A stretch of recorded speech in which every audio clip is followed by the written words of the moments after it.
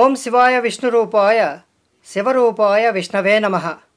కాత్యాయనాయ విద్మహే కన్యాకుమారి ధీమహి తన్నో దుర్గి ప్రచోదయాత్.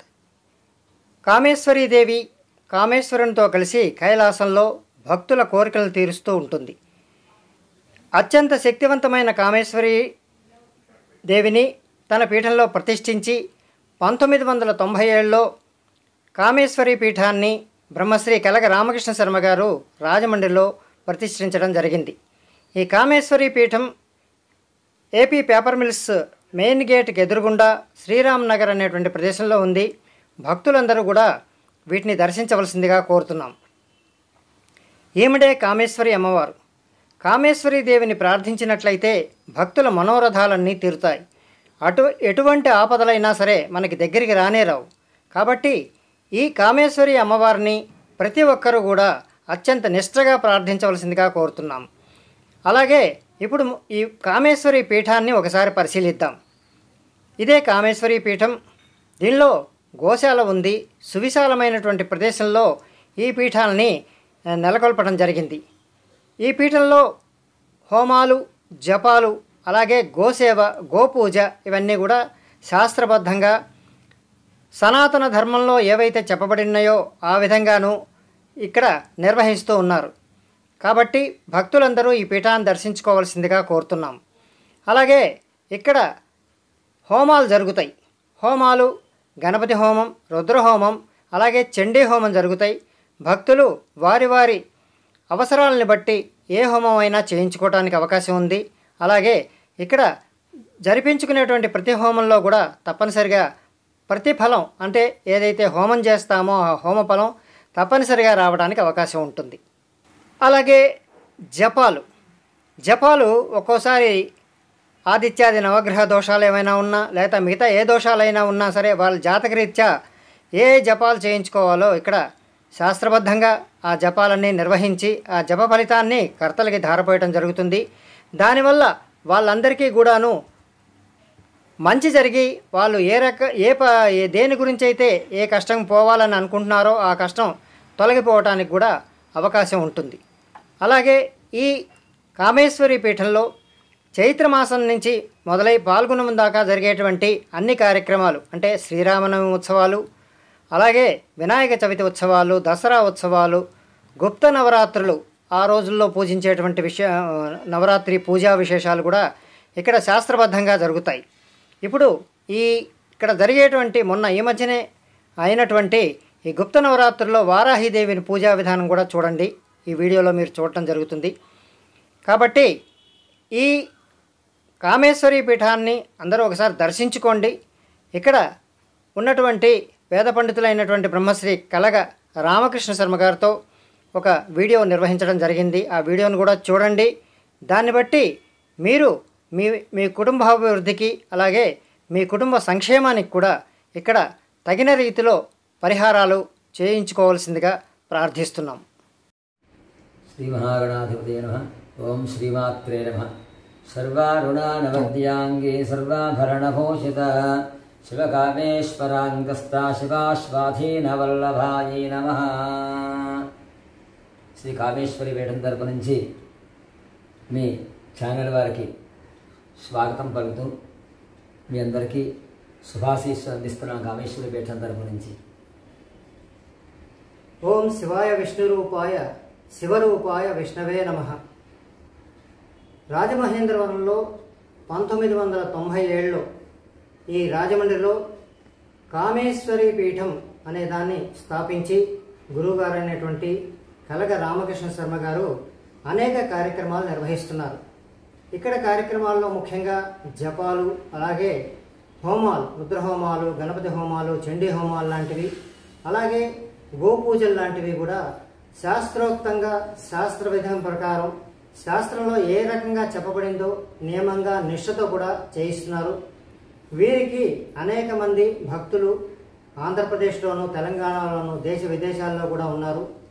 ఇక్కడికి వచ్చి పూజ చేయించుకోవటం కానీ లేదా దూర ప్రాంతాల్లో ఉన్న వాళ్ళైతే ఈ రామకృష్ణ శర్మ గారిని కలుసుకొని లేదా వాట్సాప్ ద్వారా కలుసుకొని అక్కడ వారికి సంబంధించిన సమస్యలు ఏమైనా ఉన్నట్లయితే చెప్పి దాని ప్రకారం ఇక్కడ వారు ఏ జపాలు చేయించుకోవాలి, ఏ హోమాలు చేయించుకోవాలి అన్నది వారు చేస్తూ ఉంటారు. కాబట్టి ఇప్పుడు రామకృష్ణ శర్మ గారిని వారిని అడిగి ఇక్కడ ఏ రకమైనటువంటి కార్యక్రమాలు జరుగుతాయో మా శ్రోతలందరికీ వినిపించవలసిందిగా కోరుచున్నాను. గురుగారు, ఇప్పుడు కామేశ్వరి పీఠం గురించి మనం చెప్పుకోవడం జరిగింది. అయితే ఈ కామేశ్వరి పీఠంలో మీరు భక్తుల తరఫున ఏ రకమైనటువంటి కార్యక్రమాలు నిర్వహిస్తున్నారో ఒక్కసారి మా శ్రోతలకు తెలియజేయవలసిందిగా కోరుతున్నాం. అందరికీ నమస్కారం. శ్రీ కామేశ్వరి పీఠం 1997లో ప్రారంభం చేయడం జరిగింది. అనేక మంది సద్గురువుల ఆశీస్సులతో, అలాగే నాకు విద్య నేర్పిన గురువులందరి యొక్క ఆశీర్వచనాలతో ఆశ్వయుజ మాసంలో ప్రారంభం చేయడం జరిగింది 97. అప్పటి నుంచి ప్రతిరోజు రుద్రహోమము, అలాగే శ్రీ సూక్త, పురుష సూక్త, మన్యు సూక్త, దుర్గా సూక్త హోమం, యథాశక్తిగా ఆదిత్యాది నవగ్రహాలకు వీటన్నిటికీ ప్రతిరోజు హోమం చేస్తూ, అప్పటి నుండి ప్రతి పౌర్ణమి నాడు కూడా అమ్మవారికి విశేష అర్చన, మధ్యాహ్నం నుంచి చండీ హోమం జరుగుతోంది. అలా ఇప్పటి వరకు కూడా నిర్విరామంగా ఇప్పటివరకు జరుగుతుంది ఈ కార్యక్రమాలన్నీ. ఈ కార్యక్రమాలన్నిటికీ అనేక రకంగా భక్తులు ఇతోధికంగా సహాయ సహకారాలు అందిస్తున్నారు. అలాగే ఈ పీఠంలో ప్రతిరోజు అనేక మంది సమస్యల రీత్యా వస్తూ ఉంటారు. వారి సమస్యల పరిష్కారం కోరుతూ ఉంటారు. వాటికి తగ్గట్టుగా వారి స్థితిని అనుసరించి వైదికంగా సమస్యల పరిష్కారం అందించడం కానీ, అలాగే ఏదైనా విశేషమైన పూజా కార్యక్రమాలు కానీ చేయిస్తూ ఉండడం, తదాదిగా వాటికి శాంతి ప్రక్రియలన్నీ పరిపూర్తిగా చేయిస్తూ వారందరికీ అమ్మవారి ఆశీస్సులు అందించడానికి మా ద్వారా ప్రయత్నం చేస్తున్నాం. ఈ విధంగా ఈ కార్యక్రమాలు ఇప్పటివరకు నిర్విరామంగా జరుగుతున్నాయి అనేక మంది యొక్క సహకారంతో. మీరు జాతకం కూడా చూసి, జాతకంలో ఏ ఏ దోషాలు ఉన్నాయో భక్తులు వారి తాలూకా సమస్యలు చెప్పుకున్నప్పుడు జాతకం కూడా పరిశీలించి ఈ పరిహార కార్యక్రమాలు చేస్తారని విన్నాము. దాని గురించి కొంచెం చెప్పండి. ఈ పీఠం తరపు నుంచి ఎవరైతే ఆశ్రితులు ఇక్కడికి వస్తారో వారందరికీ కూడా వీలైనంత వరకు వారి జాతకాది పరిశీలన చేసి, వీలైనంత వరకు ఎక్కువగా వాళ్ళని ఇబ్బంది పెట్టకుండా సూక్ష్మమైన ఉపాయాలతో, అలాగే సూక్ష్మమైన కార్యక్రమాలుగా, లేకపోతే అవసరాన్ని బట్టి దానికి తగ్గట్టుగా విధి విధానాలను అనుసరించి వైదికమైన కార్యక్రమాలు చేయిస్తూ, శాంతికాండలు చేయిస్తూ వారందరికీ ఆ గ్రహ బాధలు, ఆ ఈతి బాధలన్నీ తొలగించడానికి ప్రయత్నం చేస్తున్నాం. ముఖ్యంగా వీటిలో ఎవరైతే జాతకాది పరిశీలన చేయించుకుంటారో వారికి జాతకాల్లో ఏవైనా దోషాలు ఉంటాయి, ఆ దోషాలకు సంబంధించిన పరిహార క్రియలు అంటే జపము, హోమము, తర్పణము, దానము, బ్రాహ్మణ భోజనాదులు ఇత్యాదులతో పాటుగా పేద ప్రజలందరికీ వీలైనంత వరకు ఈ ద్రవ్యంలో ఒక 30% అంటే ఒక యజమాని ఒక 100 రూపాయలు ఖర్చు పెడితే దాని నుంచి ఒక 30 రూపాయలు ఇది గోసంతతి అభివృద్ధి కొరకై, అలాగే పేదవారికి అభ్యున్నతి కొరకు, లేకపోతే వారికి వీలైనంత వరకు. గురువుగారు, మీరు గోశాలను కూడా నిర్వహిస్తున్నట్టు గమనించడం జరిగింది. అయితే ఈ గోవుకు సంబంధించినటువంటి పూజలు, గోవుకు సంబంధించినటువంటి ఏ రకమైనటువంటి కార్యక్రమాలు మనం చేసినట్లయితే నిత్య జీవితంలో మనం ఎదుర్కొనేటువంటి కష్టాలు తొలగిపోతాయో ఒక్కసారి మా శ్రోతలకు వివరించండి.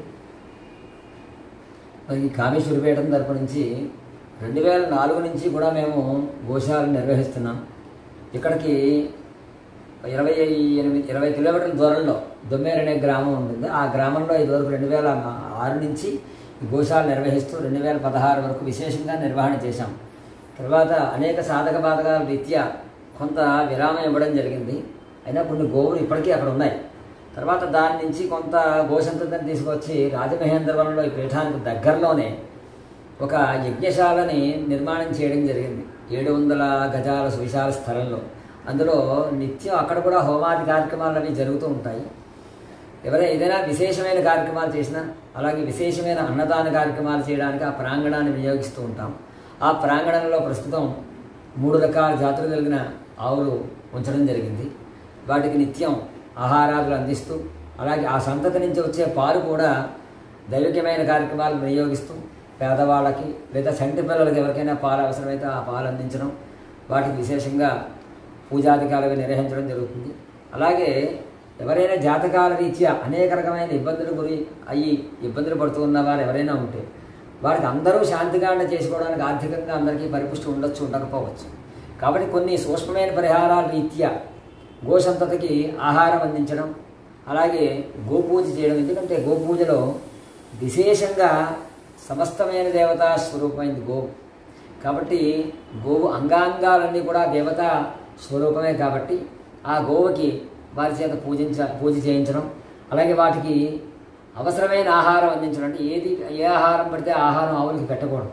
పెట్టడం వల్ల లేకపోతే వాటికి కూడా అనారోగ్య సమస్యలు కలుగుతూ ఉంటాయి.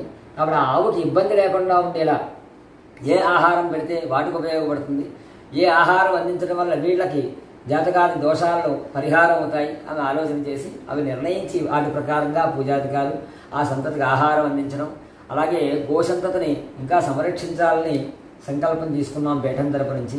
దీనికి విశేషంగా ఎక్కడైనా కొంత దూరంలో కొంత పెద్ద స్థలాన్ని కానీ ఏదైనా ఒక వ్యవసాయ క్షేత్రాన్ని కానీ గుర్తించి తీసుకుని దాంట్లో ఇంకా ఎక్కువగా సంతతిని రక్షించడానికి ప్రయత్నం చేద్దామనే ఉద్దేశంతో సంకల్పం తీసుకోవడం జరిగింది. కామేశ్వరపీఠం తరపు నుంచి ఎవరైనా వారి జాతకాది దోషాల నిమిత్తం కానీ ఇబ్బందుల రీత్యా వాళ్ళు ఏమైనా ఇబ్బందులు పడుతూ ఉంటే నాకు నా వాట్సాప్ నెంబర్కి మీకు స్క్రోల్ చేయడం జరుగుతుంది. ఆ నెంబర్కి వాట్సాప్ ద్వారా మీ పేరు, మీ date of birth, time of birth, place of birth, అలాగే మీ ఫోన్ నెంబర్ కూడా మెన్షన్ చేసి నాకు పంపించగలిగితే వీలైనంత వరకు 2-3 రోజుల్లోనే మీకు పరిష్కార మార్గం సూచించడం, దాంతోపాటుగా ఏదైనా వీలైనంత వరకు సూక్ష్మంగా ఏదైనా పరిహార క్రియ ఉంటే తెలియజేయడం జరుగుతుంది. ఒకవేళ కాంటపట్ట ఆ సూక్ష్మ పరిహార క్రియకు కూడా సరిపోదా అని అనిపిస్తే అప్పుడు ఏదైనా దానికి తదాదిగా జపహోమ తర్పణాలు ఏమైనా చేస్తే బాగుంటుందంటే అవి సూచించడం జరుగుతుంది. లేదా ఏ రకమైన పరిష్కారం చేస్తే అది మీకు ఇబ్బంది తొలగుతుందో అనే దాన్ని సూచించడం తప్పకుండా చేస్తాం. అలాగే దాంతోపాటుగా మీరు ఎంత దూరంలో ఉన్నా కూడా వాస్తురీత్యా ఏవైనా మీకు సందేహాలు ఉన్నా నా వాట్సాప్ ద్వారా నాకు తెలియజేస్తే దానికి కూడా మీకు వాట్సాప్లో మీకు పరిహారాలు సూచించడం జరుగుతుంది. అలాగే మీకు ఏదైనా ఏ దిక్కు మీకు నప్పుతుంది మీ ఇంటికి సంబంధించి, అలాగే మీ ఇంట్లో ఉండే దోషాలు ఏవైనా ఉంటే అవి కూడా నాకు మార్కింగ్ చేసి ఒక పేపర్ మీద రాసి నా వాట్సాప్ ద్వారా పంపిస్తే మీకు కూడా వాటికి పరిహార క్రియలు సూచించడం జరుగుతుంది. నమస్కారం అండి. ఇప్పుడు శ్రోతలు గురువుగారు చెప్పింది గుర్తుంచుకొని వారికి సంబంధించినటువంటి ఏదైనా సమస్యలు ఉన్నట్టయితే వాట్సాప్ ద్వారా వారి తాలూకా date of birth, time of birth, అలాగే ప్లేస్ ఆఫ్ బర్త్ వారికి తెలియజేయవలసిందిగా కోరుతున్నాను. ఆ సమస్య కూడా వారు చెప్తారు. మీరు కూడా సమస్యను కూడా చెప్పండి. దాన్ని బట్టి పరిహార ప్రక్రియ అనేది ఏదైతే ఉందో వారు ఇప్పుడు చెప్పినట్టుగా సూక్ష్మంగానే చెప్పడం జరుగుతుంది. అలా అని ఎక్కువ ఖర్చుతో ఉన్నది కాకుండా సూక్ష్మంగా ఉన్న దాంట్లోనే ఎలా చేయాలన్నట్టు దాన్ని వారు చెప్పడం జరుగుతుంది. ఒకవేళ మీకు ఆ పరిహార ప్రక్రియ నచ్చినట్లయితే దాన్ని మీరు చేయించుకొని దాని ద్వారా మీరు ఉపయోగం పొందవలసిందిగా కోరుతున్నాను. ఇక్కడ ఈ ఛానల్లో గురువుగారి సెల్ నెంబరు అలాగే గురువుగారి పేరు స్క్రోల్ అవుతుంది. దయచేసి జాగ్రత్తగా గమనించండి. కామెంట్స్ బాక్స్లో ఏ రకమైనటువంటి సెల్ నెంబర్ కానీ ఏ రకమైన డీటెయిల్స్ కానీ ఇవ్వబడవు. ఎందుకంటే కామెంట్స్ బాక్స్లో ఇస్తే కొంతమంది వాటిని దుర్వినియోగం చేసే అవకాశం ఉంటుంది. కాబట్టి వీడియోలోనే అది చాలాసేపటి దాకా స్క్రోల్ అవుతుంది. వారి తాలూకా సెల్ నెంబరు, తర్వాత వారి తాలూకా పేరు, మీరు రెండింటిని గమనించి వారికి పంపించినట్టయితే మీకు పరిష్కారం ఉంటుంది. గురుగారు, మీ శ్రోతలకి మీరు చివరిగా ఏమైనా చెప్పదలుచుకుంటే చెప్పండి. అందరూ మన ధర్మాన్ని అనుసరించండి. అలాగే ధర్మాన్ని కనుక మనం కాపాడినట్లయితే ఆ ధర్మం మనని ఎప్పుడూ కాపాడుతుంది. మనం ఇప్పుడు కామేశ్వరి పీఠంలో జరిగేటువంటి అనేక కార్యక్రమాల గురించి విపులంగా తెలుసుకోవడం జరిగింది. ఇక్కడ జపాలు, హోమాలు, అలాగే గోసేవ, గోపూజ తదితర ధార్మికమైనటువంటి కార్యక్రమాలు జరుగుతాయి. సనాతన ధర్మాన్ని పరిరక్షించేటువంటి ఒక సంస్థ కామేశ్వరి పీఠం. శ్రోతలు కానీ భక్తులు కానీ ఎవరెవరికైనా సమస్యలు ఉన్నట్టయితే వాళ్ళు వాట్సాప్ ద్వారా వాళ్ళ తాలూకా date of birth, time of birth, place of బర్త్ని కనుక మెన్షన్ చేసినట్లయితే గురువుగారు చూసి సమస్యకి ఏదైతే పరిష్కారం ఉంటుందో దాన్ని సూక్ష్మ పద్ధతిలో ఎలాగైతే పరిహారం ఉంటుందో ఆ పరిహారాలు చెప్పడం జరుగుతుంది. ఇది వాణిజ్యపరంగా ఏర్పరిచిన సంస్థ కాదు. కాబట్టి గురువుగారు కూడా ధార్మికులు. మీకు అత్యంత తక్కువ సొమ్ముతోనే అధిక ఫలాన్ని ఇచ్చేటువంటి పరిహారాన్ని చెప్పడం జరుగుతుంది. అలాగే ఈ సమస్యని ఎవరైనా పంపించేవాళ్ళు కూడాను యథాశక్తి తక్కువగా ఒక 100-200 రూపాయలు కూడా జీపే చేయవలసిందిగా కోరుతున్నాం. సమస్యని సమస్య పరిష్కారాన్ని మీకు తెలియజేయటమే కాకుండా మీ తరఫున గోత్రనామాదులతో ఇక్కడ పూజ కూడా కామేశ్వరి పీఠంలో నిర్వహించడం జరుగుతుంది.